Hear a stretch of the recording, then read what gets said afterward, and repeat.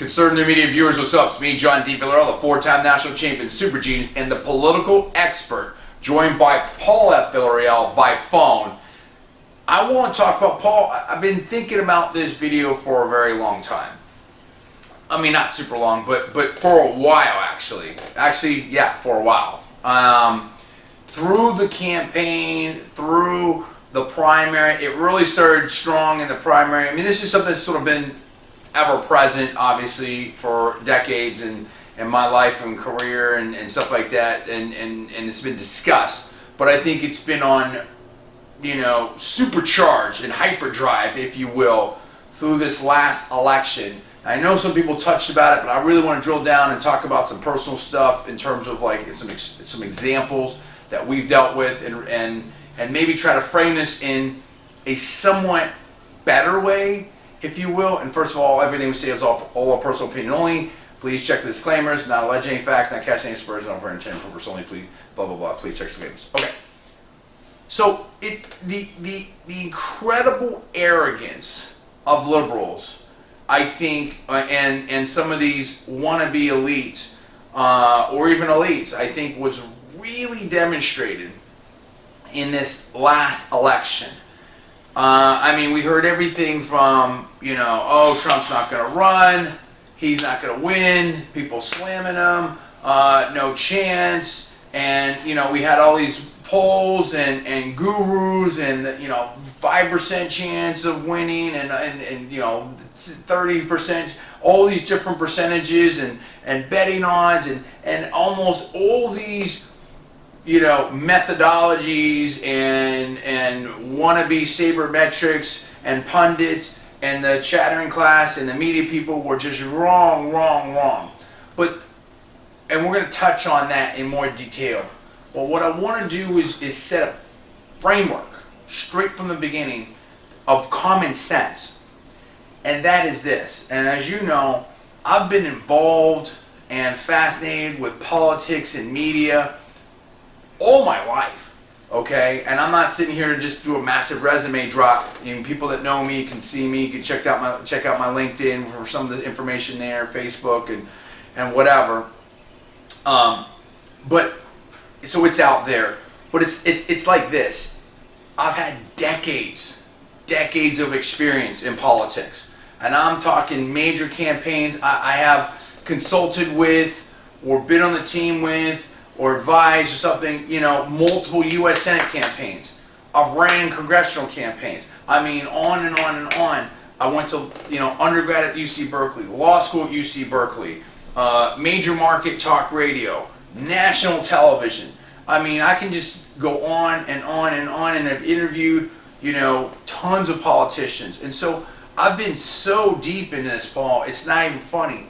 But again, it's not about me. It is to establish this, that I, in my opinion, have serious expertise. And I just happen to be a super genius too, so I'm incredibly smart. Part of what I did, in Silicon Valley and working with companies, stuff like that, is to, and I think one of my super talents is to be able to analyze business models and spot trends to almost future predict, if you will. And again, not here to resume drop, but these skill sets, media, politics, trend spotting, future trends, business analysis, if you will, are something that I have worked on, studied for, cultivated, have natural talent for, again, all of my life. And yet, particularly with this Trump phenomenon, and I would say the rise through, pre-Obama, through, his administration, I don't know what you'd call it, nerdy politics, wannabe, armchair analysis or some kind of, I don't know what. I mean, and again, I'm all for great data analysis. I'm all for it. I'm all for using techniques that can help us understand politics better and bringing these things to fore. I'm all for that. But I think it got so rampant. Now I'm kind of getting a little bit off field here. What I'm trying to say is this. I'm an expert in politics, hence the political expert. I am an absolute expert in politics. I'm not saying I know the most. I'm not saying I'm always right, because nobody ever is. And that's the point. There would be conversations I'd have with Paul, and he's going to say a lot of stuff here in a second, where I'm saying, okay, I think this is going to happen. I was always on the Trump train. I thought he had an amazing chance. I said that from the beginning. He'll say this, but there's points where things were happening, and he's like, what do you think? I don't know. I mean, and I said, I don't know. I don't know. This could happen, that could happen. We have to see about this and that, whatever. And I had the humility to understand that, even with all of my, we all have our own biases, all my experience and expertise, everything like that, I thought this could happen and that could happen, but sometimes you just don't know how it's going to go. It's like the old saying with sports, that's why they play the games. And so, and yet I would get, so inundated, or approached by, and I'm not going to call anyone out, but I'd say, strangers, people on Facebook, social media, people I'm close to, who, in my opinion, do nothing about politics. You like Trump? Forget it. Oh, he's not going to win. Oh, this and that, and and this percentage, and I read this, and all this. And I mean, these are people who had zero experience in politics, whether it's, again, education-wise, they really didn't follow it that much, no experience in campaigns. I mean, these are people, and again, I don't want to call anybody out and stuff like that, but let me put it this way. It really would be like me, tantamount to me going in to a neurosurgeon and saying, you know what you're doing is all wrong. Let me show you how to do it. Or, oh, you're really a joke. Didn't you? I read this article that says this is how it goes. I mean, that really was tantamount to what was going on. Or an engineer or a designer, things I have zero clue about. Zero experience, zero education, and yet the arrogance with which these people were putting stuff out there and emailing me. I remember this one person who actually was kind of involved is involved in politics. Again, I don't want to get into any kind of specifics or anything like that, but it just it literally flabbergasted me. Like, how can these people be so arrogant and so stupid? I mean, you could barely have a car. You couldn't even, most of the time, I just ignored it. Because if someone's coming from that place, how do you have a conversation with them? And of course, Trump winning and the success. And again, I want to touch real quick on the media. I'm going to turn over to Paul. The media, in my opinion, was so much worse. And I don't care if it's normal media or the political media, whatever. Because again, there are some great reporters out there. There's some great people in the media, some great commentators. And some of these commentators, have amazing experience and amazing backgrounds. And they do have political expertise, or some of them in phenomenal political expertise, better than mine. But there's tons that don't. There's tons that were like, just out of college, and maybe they look good for TV, or they were part of this, they got in with the right people and they were right blogs, this and that, whatever. And again, 2 years out of school, 3 years out of school, and I'm not saying that you can't know something incredibly valuable at that point. Maybe you have great insight, but the vast majority didn't. And the thing of it is I think the people in the media forgot their primary job, which is to cover events, to learn the truth and transmit that, not this agenda stuff. Of course, there's opinion columnists and there's commentators and radio hosts and other, commentating hosts, stuff like that. But I'm talking the vast majority of the media that's supposed to cover this stuff, not let alone all the scandals that we found out about. And you have to take a step back and say, wow, we're so far askew from where we're at, and the arrogance, again, was so insane. I hope I'm making sense of this. I know I've said a lot of stuff. Paul, what are your comments? A lot to talk about. Well, a couple of things. Number one, look, it's what you're saying is correct. It's almost like some of the arrogance or the false belief that many people had on both sides, political and conservative and liberal and so forth. It almost was like a religious thing, instead of in the sense that it was based on belief and not on evidence.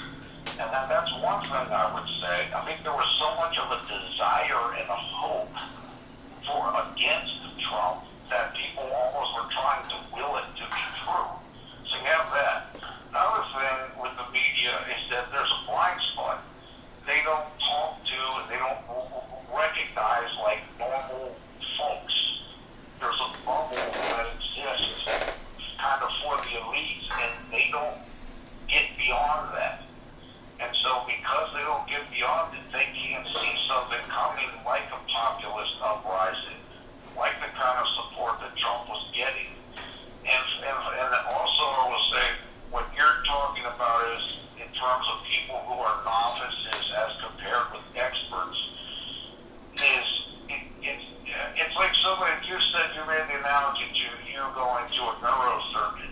Well, it's like somebody telling you, somebody that, just getting started, going and talk to you about how to lift weights or how to train for a weightlifting competition. Some of these people, like you said, they don't, some of them have no idea what they're talking about. Some of them have an angle. We know that there's plenty of people in this past election that had an angle, and so they were willfully kind of hyping up certain things and minimizing other things. But I think in the end, there is an arrogance by liberals about what was going to happen in this election. And I will also say that the antithesis of that, the opposite of that, is what we try to do. Because no matter who we cover or what we talk about, we try to do it straight. If we're talking about Jeremy Lin and basketball, we say the positives and the negatives. If we're talking about the MMA, positives and negatives. We identified Trump because we did have expertise and we didn't have any biases. And so I think that's kind of what you're pointing out, is so many of the people were not in those, don't fulfill those categories, and that therefore you get their arrogance and just kind of just nonsense. Yeah, I think you made some phenomenal points there. It was this confluence of different things. On the one hand, politics are something that, everyone sort of, can be involved and stuff like that. That's obviously eligible to vote and everything like that, or has an opinion on stuff like that. Like you said, the fitness analogy is great. People know, four-time national champion, that's third in the world in powerlifting. I've done all kinds of other sports, been super successful at those. But I've got a serious job now, got a family, a lot older, everything like that. So it's funny because I just put up this video of me doing like this Christmas workout thing. Clearly, I'm totally out of shape and stuff like that. I'm trying to get it going again, and I'm doing stuff, and it's like it could be that, it could be anything. I'll constantly, whether I'm in the gym, stuff like that, people don't know who I am, I constantly get, comments like, oh, this and that, or people comment on there, oh, this and that, and you should do this instead of that and stuff. And like you said, it's kind of a joke, dude. Maybe someone read a magazine, read an article, or they happen to be on a diet, or they're going to CrossFit or whatever, and all of a sudden now they're going to tell me what's what. It's really crazy. It's really crazy. Yeah, anybody can work out. That doesn't mean you know what you're doing, let alone you're going to win any championships or anything like that. So I think it's a good analogy. So I think what you said is right. Here's what I believe was going on. On the one hand, you have people, because, there was so much attention and so much participation in this election, it kind of got everyone involved and everyone had an opinion. That's fine, you can have an opinion. That's different than thinking that everyone's totally entitled to having their opinion on matters like that. That's different than thinking you have expert analysis and can predict what's going to happen. The other thing, so that's one. And I think that the left is so arrogant, and the people that are champions of the left, whether you talk about some of the talk shows, some of the comedy shows, some of the blogs out there, and on and on and on, I think that's evidenced by that. I think the second point you brought up is also very important. I think there was a very strong desire to push an agenda, and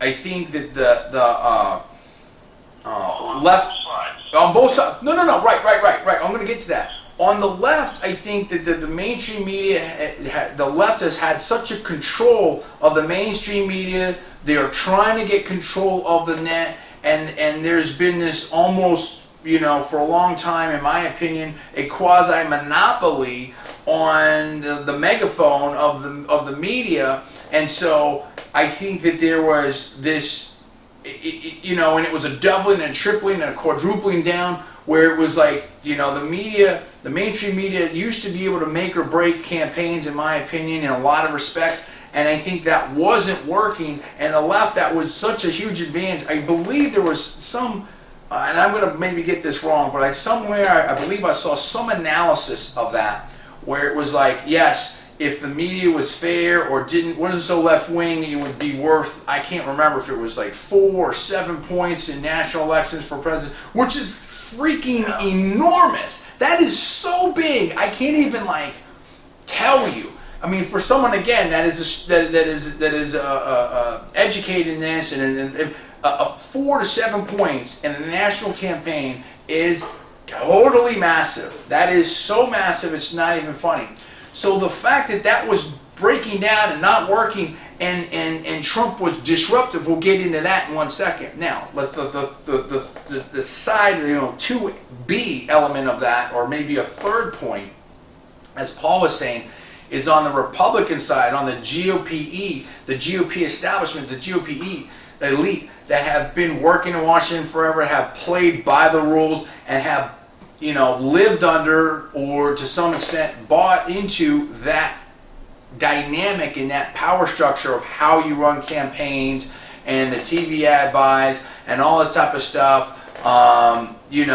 I think that they weren't prepared for what is disruptive. So it is to say that you can be in politics, you can be successful in politics, but maybe you don't understand how to study politics, or maybe you can't see that trend coming. Someone like Trump comes along and was able to see and create something that's very disruptive to that power structure. And again, having spent over a decade in Silicon Valley working with companies that are very disruptive and trying to change the world, and being a natural trend spotter with a super high IQ, I understood that. And having the political tool set, having the education to say, okay, if you do this, then this happens, and here's how you can make these things happen, and Paul and I, having lived in rural Pennsylvania, having lived in Texas, I've lived in Florida, I've lived in California, driven across the country. I mean, talking to real people, and so many of these elites, it's that Acela corridor,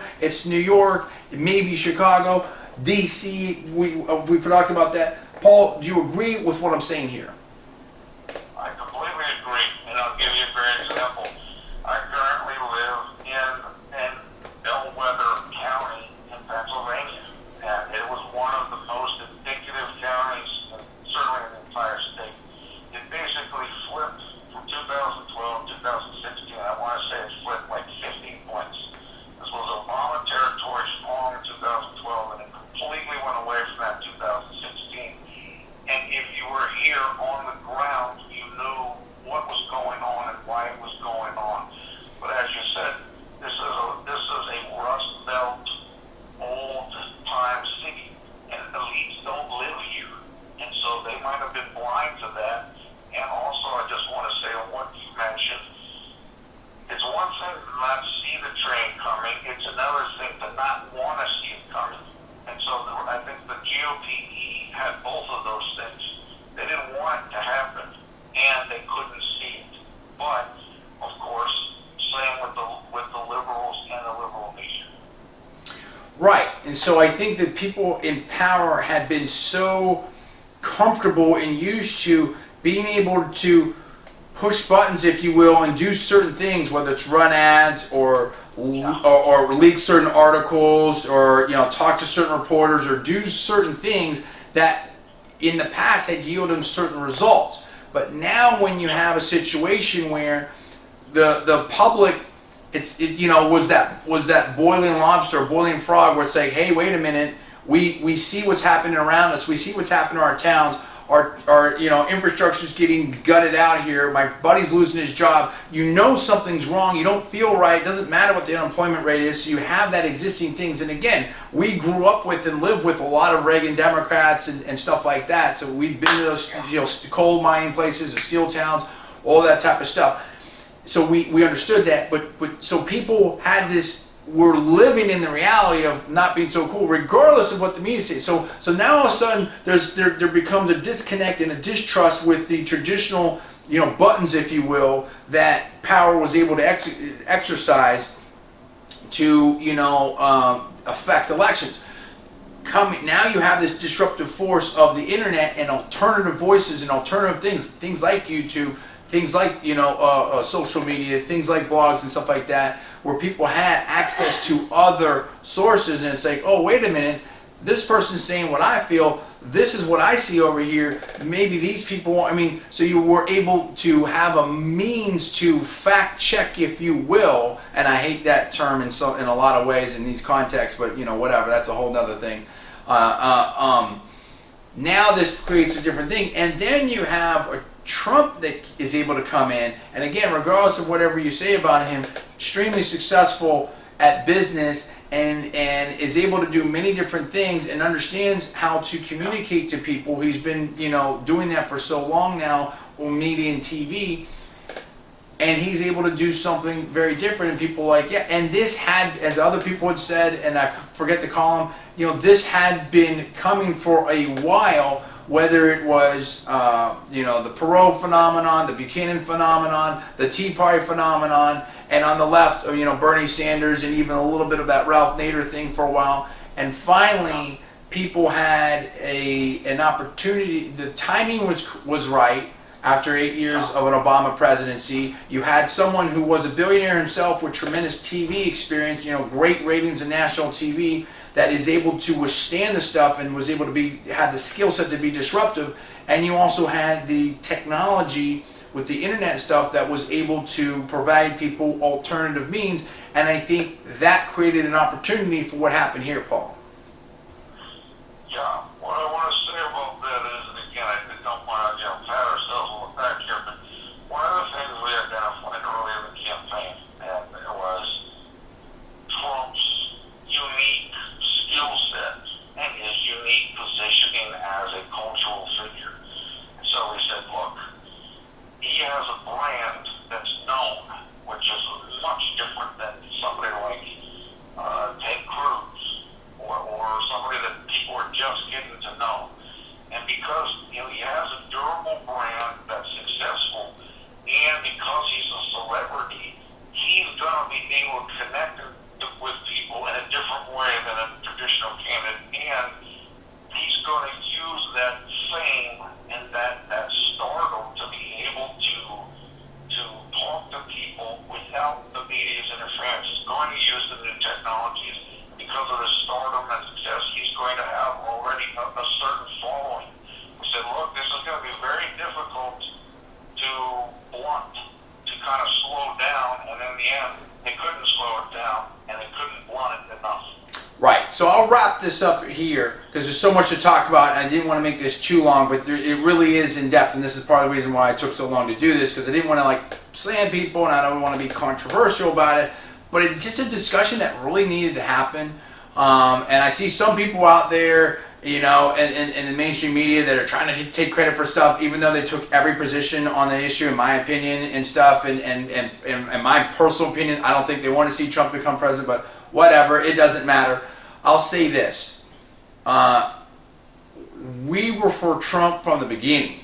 You know what I mean? And for the reason that I've actually met, you know, Donald Trump a long time ago at the Republican National Convention in 1988. Okay, and I've you know, I had the art of the deal. I've talked about this before. I've been a fan of what he's done in the business wise, stuff like that. But I think that, you know, there's different reasons as to why. I mean, I think the best, and someone else said this somewhere, so I can't take credit for this. I think, but I'm almost positive. You know, I can't say what Trump's going to do. That's part of the wild card effect. I think Trump's going to be great. I think he's going to. I really do. I really hope that he's going to be, you know, phenomenal for this country. But of course, there's a huge X factor as to what actually is going to happen. But I think it came down to, you know, with Trump, you don't know what he's going to do. But with these other politicians, and particularly with Hilary Clinton, the problem is you know what you're going to get. You know what I mean? And I think that America didn't need any more of it. And I believe that because of the background that we had and being in touch with people, I think a lot of people felt the same way. I think a tremendous amount of people felt the same way, and hence we have the result of this election. But the point I'm trying to make is this, and I'll put one other thing out there. Not only is the liberals and the left so, you know, used to having control of the MSM and all that type of stuff, but also there's this tendency, in my opinion, of the left to love to censor people. Oh, you don't agree with us, you know, hence political correctness. You don't agree with us, forget it. You know, you're fake news. We don't want to talk to you. Shut out, blacklisted, or whatever, or just an ability to shut off. And so you had this situation where people, average, normal people, whatever like that, who really had very little to do with politics whatsoever, felt like they were total experts. And then when Trump won, oh my gosh, I'm shocked, I'm crying, I'm breaking down, I'm going to leave the country, I don't know what to do. I mean, and because there was this massive disconnect with the reality of the situation. I mean, it's like there are so many telltale signs now. And again, like Paul says, we did video after video after video after video without hammering people over the head. You know, we didn't want to overdo it, but we were certainly out there, whether it was a Facebook post on the conservative media group or my personal Facebook. Definitely the videos up on YouTube. We would show, refer people to those. Why are people supporting Donald Trump, and on and on and on, where we were really ahead of the game. And if you had looked at those videos, you were ahead of the game.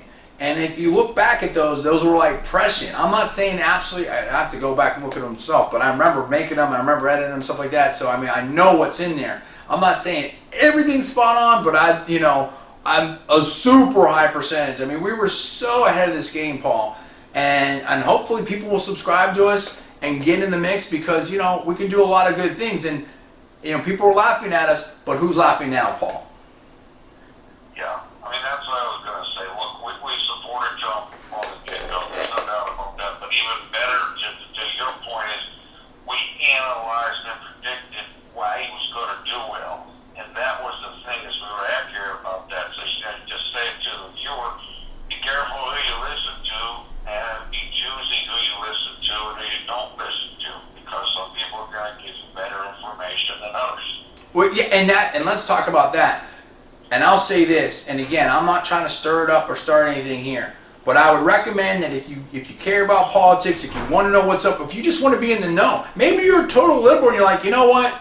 These guys were on to something. I better subscribe. I would encourage you to subscribe right now, so you can know these things. Because we're going to do more and more political videos. What I'll say is what Paul said about this is two critical things here. Number one, we try to give it to you straight. We try to give you actual factual analysis. Of course, we have our bias.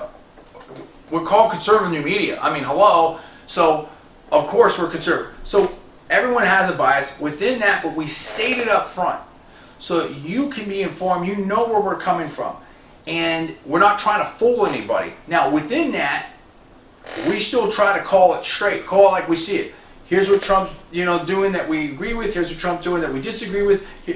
Cruz, Bush, Clinton, certain, whatever it is. And we've been extremely accurate, in my opinion. Now, the second thing is that there are, what Paul said is so important, be careful who you listen to. Be careful who you watch. Why? Think right now, and I'm not going to name names, but think how many big name conservative or GOPE or MSM people were totally against Trump. Or even Never-Trumpers, even leading the charge or associated with or affiliated with Nevertrump, a big-time Never-Trumpers. And again, I'm not going to name names, but all of a sudden now, though, they were against Trump and against Trump and against Trump and against Trump, won the nomination, still against Trump, and let's do this thing, and Cruz is going to give you against him, floor fight, against Trump, against Trump, against Trump. Hey, vote your conscience, and I don't want to go through the whole litany of it, but we're really against Trump up until the very, very, very, very last. Even some until, he won. Okay, now, and then now they're leading the Trump train. These people that were part of that against Trump or Never Trump movement, or I'm for Trump, some of these programs, I'm for Trump today, and today I'm totally against them, and all this type of stuff. How can you trust those people? How can you trust those people? Is this like finger in the wind? Where's the power going to go? I need to be over here now. I mean, it's like, it's pretty shocking. And again, I don't want to start anything. I don't want to name names. I think people know who I'm talking about. Okay? And it's, and some of these people I know, and even, like personally and stuff like that, but you know what? At best, you were wrong, dramatically wrong, and at worst, maybe there's other agendas going on. I'm not accusing anybody of anything. I'm just saying, be careful who you listen to, like Paul said, because there's people that were totally against Trump, and even I would say never Trumpers, and now, hey, we're super conservative. We're watching and listening to us. So that's what I wanted to say. Anyway, any final words that you have, Paul? Just like I said, look, we're here to, use our education, use our expertise, break things down analytically, and have fun while we do it. But again, I mean, it's, you certainly can judge by the results of what we predicted and use that standard for others. Absolutely, and I don't want to slight Paul either. Paul is a history major from Cornell, and he's someone that does lots of research in this stuff and digs into it and stuff like that, and we talk all the time about it. But anyway, I just want to say that, here's my point. Not to slam people and say, oh, we were so right and everything like that. The point of this whole thing and video was, I hope with this last election, Trump winning, that people step back and get, particularly on the left, and get some modicum of humility and perspective. It's like, it's fine to have an opinion on politics. It's fine to want to be involved. It's a whole different thing to believe that you've got some crazy expertise when you really don't. Again, I don't pretend I'm some amazing interior designer. I have no clue. I don't pretend that I'm some amazing rocket scientist. I have no clue. I mean, you know what I mean? Like you have to understand what you're bringing to the table. And I'll say this last thing too. What part of what Paul's saying. Part of the problem with the GOP is I don't believe that they're really good at getting a bench and outside talent and young up and coming people. It's this insiders game, and that's the problem. It's this insiders game. There's a lot of people that can really help, and hopefully Trump's going to change that. There's a lot of people that know what's going on there that are good talents, like ourselves.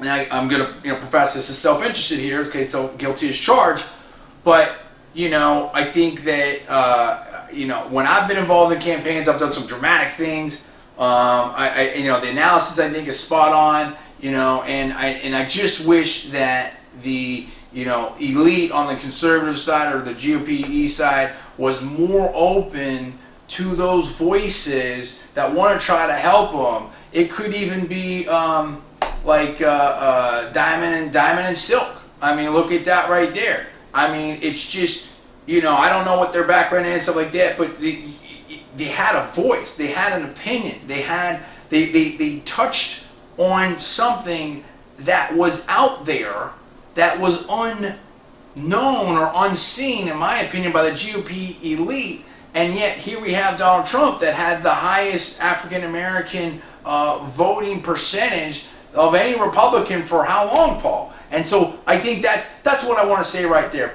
So anyway, I'm John, that is Paul. I hope you enjoyed this video. I hope it provided some context, and I hope that going forward, people will be a little more sort of humble and open to finding out what the truth is and doing the right analysis. That's what I have to say about that. But what do you think about that? Do you agree with us? Do you disagree with us? Give us the comments below. Please subscribe. Please rate this video up. Also, please post it on your social networking sites. Thanks so much for watching. That is Paul. I'm John. You're watching Conservative Media. We'll see you next time.